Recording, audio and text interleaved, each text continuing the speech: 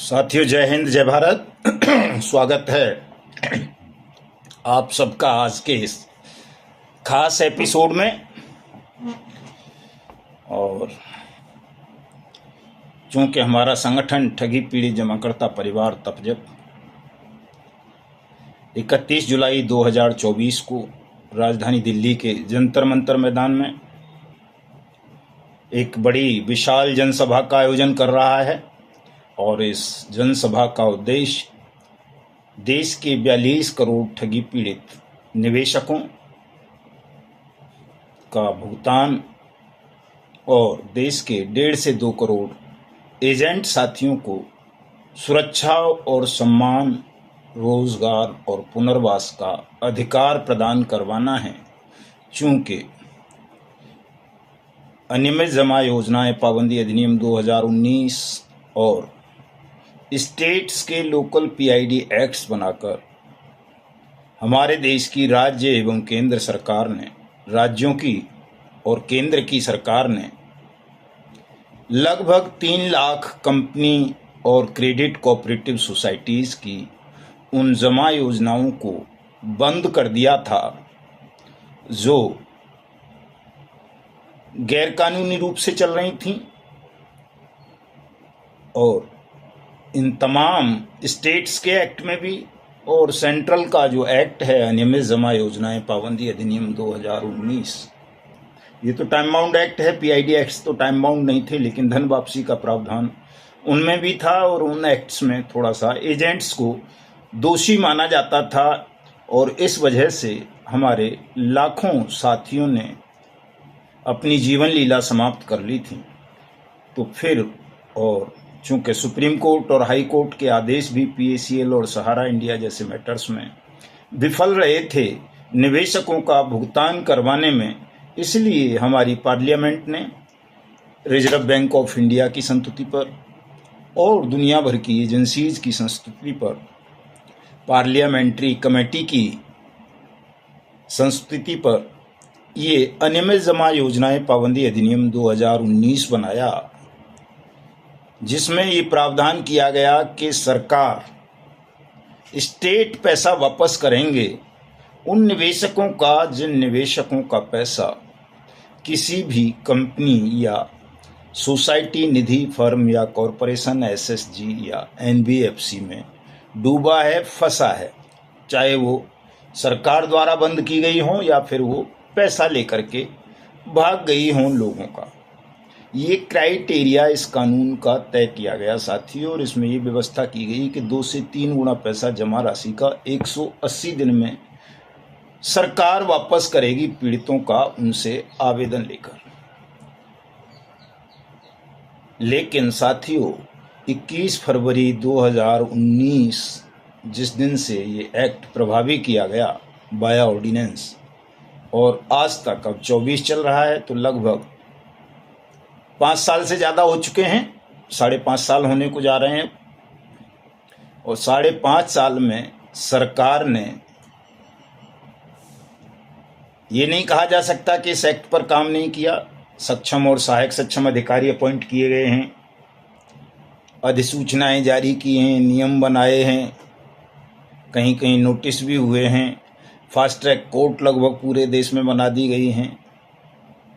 लेकिन साथियों, मूल समस्या जस की तस है, यानी भुगतान नहीं हुआ, जबकि ये कानून भुगतान की गारंटी प्रदान करता है प्रत्येक पीड़ित आवेदक को।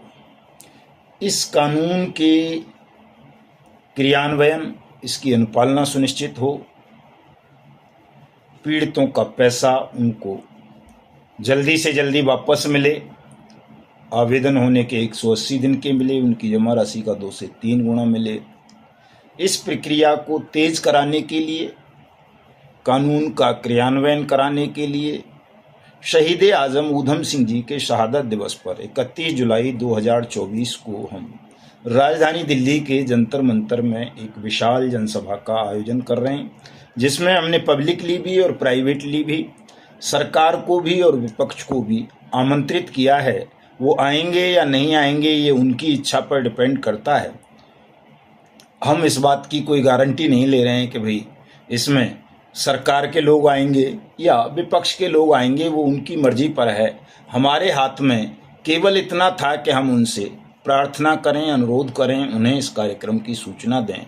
हमने वो अपना कर्म कर्तव्य पूरा कर दिया है। अब आना या ना आना उनके हाथ में है साथियों, लेकिन आप सबको आना है, और वो इसलिए आना है ताकि जो लोग सदनों में बैठकर, सरकार में बैठकर, विपक्ष में बैठकर आपकी उपेक्षा कर रहे हैं, आपकी अवहेलना कर रहे हैं, आपको मौत के मुंह में धकेल रहे हैं, और पार्लियामेंट द्वारा सर्वसम्मति से बनाए गए कानून को भी क्रियान्वित नहीं करवा रहे, उनको धिक्कारा जा सके। चूँकि हम पहले उनका धन्यवाद भी दे चुके हैं, अभिनंदन भी कर चुके हैं कानून बनाने के लिए, लेकिन अब कानून को कमज़ोर करने के लिए, उसे कूड़ेदान में फेंक देने के लिए अब उनको धिक्कारना भी अत्यावश्यक हो गया है, ताकि उनकी आत्मा को, मरी हुई आत्मा को जगाया जा सके और उनके मन में कानून के प्रति सम्मान पैदा करके आप सबका भुगतान करवाया जा सके साथियों। तो इसमें मैं देश के सभी ठगी पीड़ितों को सादर आमंत्रित करता हूं, भले ही आप किसी भी कंपनी या credit cooperative society, SSG, firm nidhi corporation, NBFC इत्यादि इत्यादि के पीड़ित हों, सभी आप सादर आमंत्रित हैं। 31 जुलाई 2024 को सुबह 10 बजे जंतर मंतर पर आप सबको सम्मानित किया जाएगा, सबको अवसर दिया जाएगा अपनी बात रखने का। और यदि 31 जुलाई को सरकार आकर के आपके भुगतान की गारंटी नहीं लेती है, तो उसी दिन साथियों ऐलान कर दिया जाएगा देश भर में एक राष्ट्रव्यापी असहयोग आंदोलन का। उसी दिन तिथि तय कर देंगे और नियम भी बना देंगे कि कैसे हमको उस राष्ट्रव्यापी आंदोलन को संचालित करना है, और तब तक उस आंदोलन को जारी रखना है जब तक कि देश के एक एक ठगी पीड़ित आवेदक का भुगतान अनियमित जमा योजनाएं पाबंदी अधिनियम 2019 के अंतर्गत सरकार कर नहीं देती है। तो इसके अलावा भी कई खबरें मैं आपको बताने जा रहा हूं, बहुत महत्वपूर्ण, खासतौर से सीनियर एजेंट्स पर, जो उनकी गर्दन पर एक तलवार लटक गई है बड़ी ज़बरदस्त साथियों, और एक भी नहीं बचेगा अगर घरों में बैठे रहे चुपचाप। तो वो खबर मैं बताऊंगा, लेकिन उससे पहले मैं आप सबसे अनुरोध करूंगा कि मेरे इस वीडियो संदेश को ज़्यादा से ज़्यादा शेयर कर दें। जिन साथियों ने हमारे YouTube चैनल को अभी तक सब्सक्राइब नहीं किया है, वो इसे सब्सक्राइब कर दें, ताकि आपको घर बैठे अपडेट मिलती रहे, मार्गदर्शन मिलता रहे। लाइक और कमेंट भी कर दें, और पूरे वीडियो को बहुत ध्यानपूर्वक तमाम साथी सुनना। साथियों, खबर है साइंस सिटी ठगी प्रकरण हुआ है, लगभग 60,000 करोड़ का ठगी प्रकरण है, और राशिद नसीम इसका सीएमडी था, और वो दुबई भाग गया है। दुबई में बैठ के, भाग नहीं गया है मतलब दुबई में बैठ के अपने कारोबार को संचालित कर रहा है। पहले वो हिंदुस्तान में ही रहता था, लेकिन और इस कंपनी में देश के हज़ारों आईपीएस, आईएएस, पीसीएस ऑफिसर्स का भी पैसा डूबा हुआ है साइंस सिटी में। चूँकि रियल एस्टेट के नाम पर, गोल्ड के नाम पर और कई सारे, मतलब मोटा इन्वेस्टमेंट का खेल था इसका, और इसमें बहुत सारे हमारे फौजी भाई भी फंसे हुए हैं साथियों। तो इसी से संबंधित एक घटना आई है। ईडी ने कार्रवाई करते हुए इसके एक सीनियर एजेंट को अरेस्ट कर लिया है, और उसकी प्रॉपर्टी को भी सीज कर दिया है। और इस सीनियर एजेंट का नाम साथियों हिमांशु है। इससे पहले भी एक सीनियर एजेंट थी इसकी, क्या नाम था उसका, शशि शायद नाम था, उसको, एक और अभिषेक था, उसको अरेस्ट किया गया है। और इससे पहले भी साथियों एजेंट्स के खिलाफ, सीनियर एजेंट्स के खिलाफ, साधारण एजेंट्स के खिलाफ भी मुकदमे दर्ज होते रहे पीआईडी एक्ट्स में, आईपीसी की धाराओं में। और तो नई भारतीय न्याय संहिता 2023 आ गई है, जिसमें तमाम ऐसे लोगों को आरोपी बनाने का प्रोविज़न कर दिया गया है जो भी जानबूझकर किसी पंजी स्कीम से या पिरामिड स्कीम या आर्थिक अपराध से जुड़ी गतिविधि का संचालन करेंगे या उसका प्रचार प्रसार करेंगे, भले ही वो कोई सेलिब्रिटी हो, कोई खिलाड़ी हो, कोई राजनेता हो या जनसाधारण हो, सबके लिए है वो भारतीय न्याय संहिता में। तो लेकिन ये जो खबर साइंस सिटी से जुड़ी है, ये बहुत खतरनाक है साथियों। खास तौर से उन सीनियर एजेंट्स के लिए जो अभी तक घरों में बैठे हैं, करोड़ों रुपए जिन्होंने कमा लिए हैं और वो ना अपने डाउनलाइन वालों को सपोर्ट कर रहे हैं, ना अपने निवेशकों का भुगतान कराने के लिए कहीं कानूनी कार्रवाई कर रहे हैं, और आराम से घरों में बैठ गए हैं या दूसरी नई फ्रॉड कंपनीज खोलकर नई फ्रॉड स्कीम्स लेकर के लोगों के बीच में आ गए हैं। कहीं क्रिप्टो करेंसी के नाम पर, कहीं उन्नति के नाम पर, कहीं दौलत प्राइड के नाम पर, कहीं गिव एंड टेक के नाम पर, कहीं सर्वोत्तम के नाम पर, कहीं क्या है वो लोकहित के नाम पर, कहीं वो जनशक्ति के नाम पर, कहीं ट्रिनिटी के नाम पर, कहीं किसान एग्रो के नाम पर, कहीं किसी नाम पर, कहीं किसी नाम पर। तो ऐसे जो सीनियर एजेंट्स हैं जिन्होंने करोड़ों रुपए कमाया है, और जब ईडी छापेमारी कर रही है और मनी ट्रेल मिल रही है कि 1 करोड़ उस एजेंट के पास गया, 50 लाख उस एजेंट के पास गया, तो उनके भी गिरफ्तारी की जा रही है। और उनके यहाँ भी जो उन्होंने प्रॉपर्टीज इस पैसे से कमाई हैं निवेशकों से, निवेशकों के धन से, उनकी भी प्रॉपर्टी सीज होंगी, नीलाम होंगी, ताकि निवेशकों का पैसा वापस सरकार कर सके। साथियों, कई सीनियर एजेंट और कंपनीज के भी ब्रांच मैनेजर तो होता ही अपराधी है।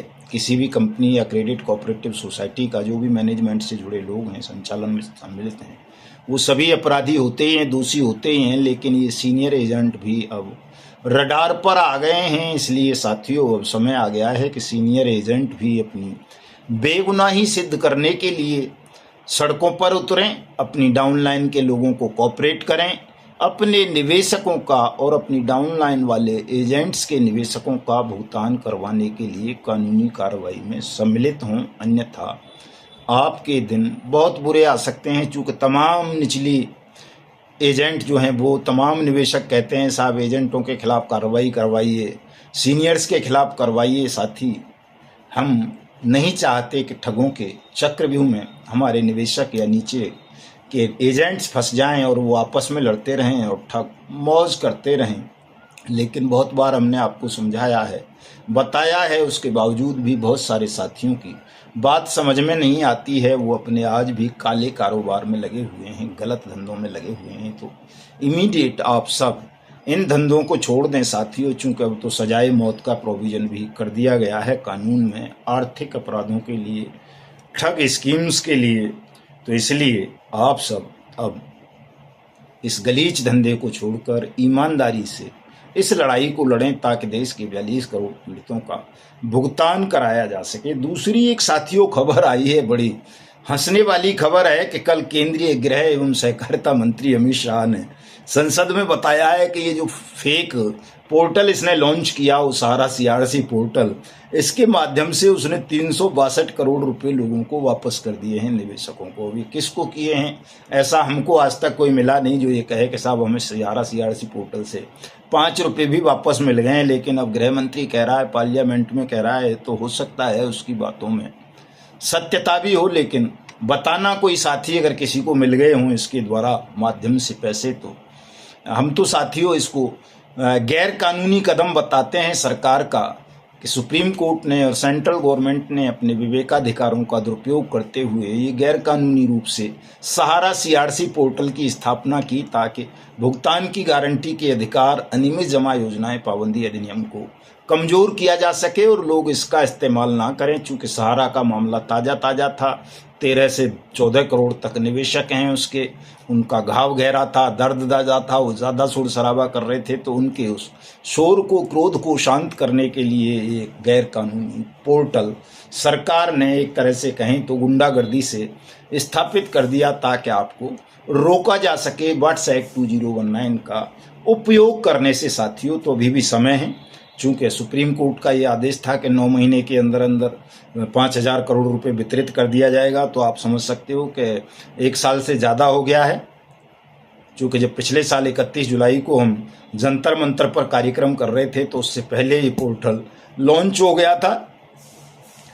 और 1 साल से ज़्यादा समय हो गया और 5,000 करोड़ में मात्र 362 करोड़ रुपए अभी तक, अगर इस बात को सच भी मान लें अमित शाह की को हम, तो बांटा गया है 5,000 करोड़ को आप 362 करोड़ से डिवाइड कर देंगे तो पता चला 50 साल भी 5,000 करोड़ बटेगा नहीं और आप तब तक मर खप जाएंगे, भूल जाएंगे, बट्स एक्ट का उपयोग नहीं करेंगे और ठगों की और बेईमानों की बल्ले बल्ले होती रहेगी साथियों। इसलिए अगर आपको ठग और बेईमानों से मुक्त हिंदुस्तान चाहिए, शासन प्रशासन चाहिए, अपना भुगतान चाहिए, तो सब एकजुट हो जाएं। मैं पहले भी प्रयास कर चुका हूं, हमारे संगठन ने पहले भी प्रयास किया है, तमाम संगठनों को, तमाम कंपनीज के पीड़ितों को मंच पर स्थान दिया है, संगठन में स्थान दिया है, बड़े बड़े कार्यक्रम किए हैं, लेकिन दूसरे साथी कभी कोई ऐसा प्रयास कर नहीं सके हैं। तो मैं फिर से 31 जुलाई 2024 के कार्यक्रम में तमाम ठगी पीड़ितों को, चाहे वो किसी भी कंपनी के हों, इनके लिए काम करने वाले जो भी संगठन हों, उन सबको अपने कार्यक्रम में ससम्मान सादर आमंत्रित करता हूं कि अगर आपके मन में अंश मात्र भी पीड़ितों का भुगतान कराने की भावना है तो इस कार्यक्रम में आइए। पीड़ितों का भुगतान नहीं कराना है, आपको अपनी नेतागिरी चमकानी है, चंदे का धंधा करना है, तो वो उसके लिए आप स्वतंत्र हैं, आप हमारा विरोध भी कर सकते हैं साथियों। तो हम अपनी तरफ से लेकिन अपने कर्तव्य की पूर्ति कर रहे हैं कि आपको सबको आमंत्रित कर रहे हैं अपने इस कार्यक्रम में, ताकि हम इस कार्यक्रम को एक विशाल रूप देकर सरकार पर एक नैतिक दबाव बना सकें, ताकि सबका जल्दी से जल्दी भुगतान हो। चूँकि कार्यक्रम विशाल है, बड़ा है, उसकी तमाम तैयारियां चल रही हैं, देश भर में इन्वेस्टिगेशन शुरू हो चुका है, ये असर हुआ है आपके 2 जुलाई से 16 जुलाई तक जो आपने ज्ञापन दिए सरकार को, अपने जिला कलेक्टर्स को, एसपी को, पुलिस को, उन पर बहुत तेज़ी के साथ अब शासन ने कार्रवाई आरंभ कर दी है। और 31 जुलाई का जो कार्यक्रम है आपका, वो ऐतिहासिक कार्यक्रम होने जा रहा है साथियों।